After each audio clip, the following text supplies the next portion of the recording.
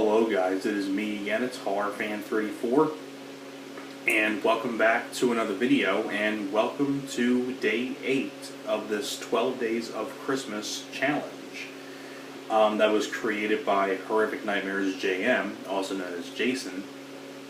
And basically, like I said before, if you guys aren't familiar with this challenge, basically what this challenge is that Jason created this challenge called the 12 Days of Christmas Challenge, where for 12 days you review one horror film for every 12 days, and each review is a Christmas-related horror film.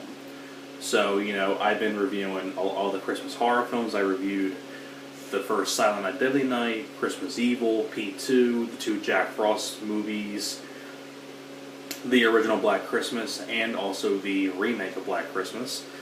So you know what, I figured I did the first Silent Night, Deadly Night. I figured, you know what, why not talk about the so bad it's good kind of like sequel to the original Silent Night, Deadly Night, which I know just came out on Blu-ray from Scream Factory, which I would like to pick up one day, and just to check out the features on it. So anyways, and of course you can tell by the title, that review is going to be on Silent Night, Deadly Night Part 2.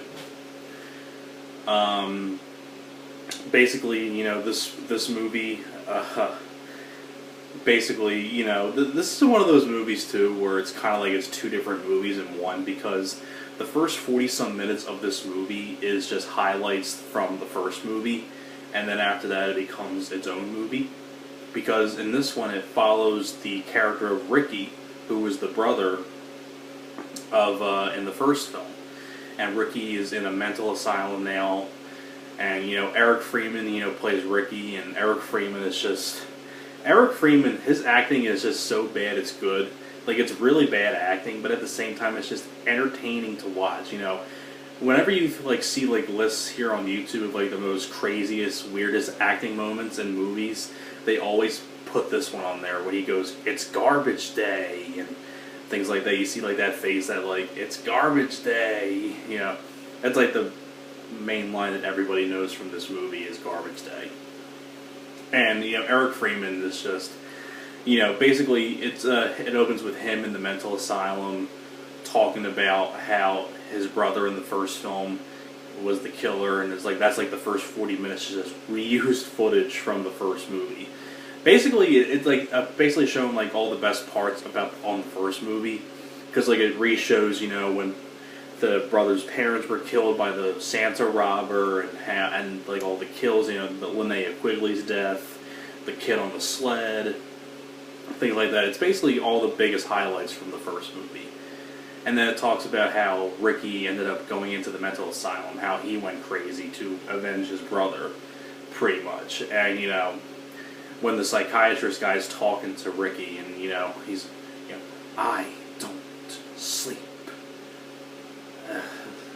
Like the way like Ricky, the way that Eric Freeman delivers his lines is just very entertaining to listen to.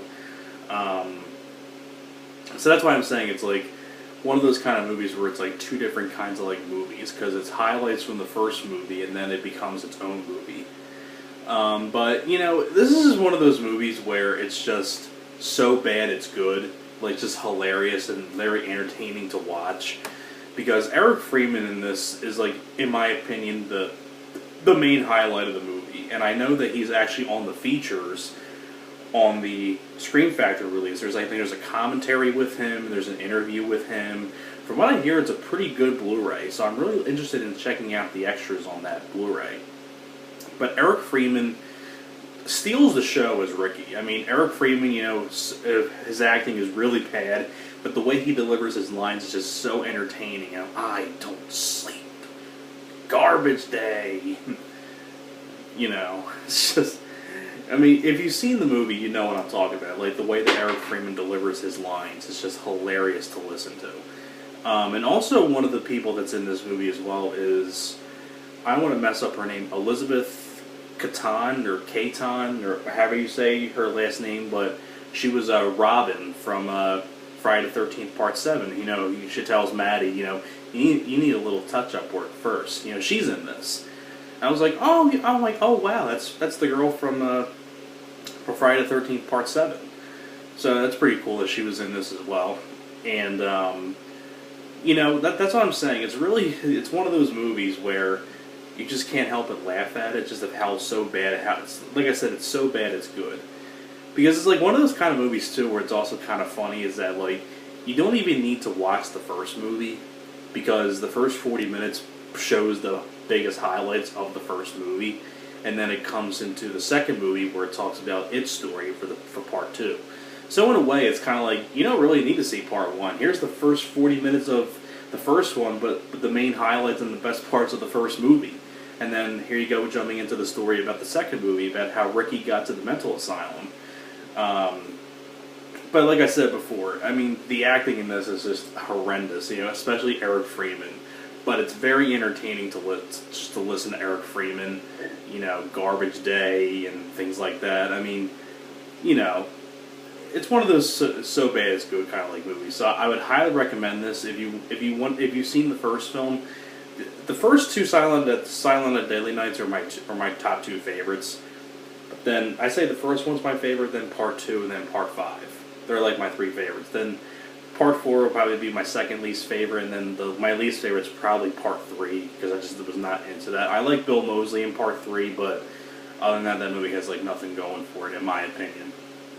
But anyways, I know this wasn't too much of an in-depth review, because it's really hard to kind of review a movie like this, because like the first 40 minutes are the first movie, and then it's its own movie after that. So it's, you know, but it's just one of those really so bad it's good kind of like sequels. But I appreciate you guys watching this review, and thanks a lot for watching, and I will see you guys next time. Alright guys, take care.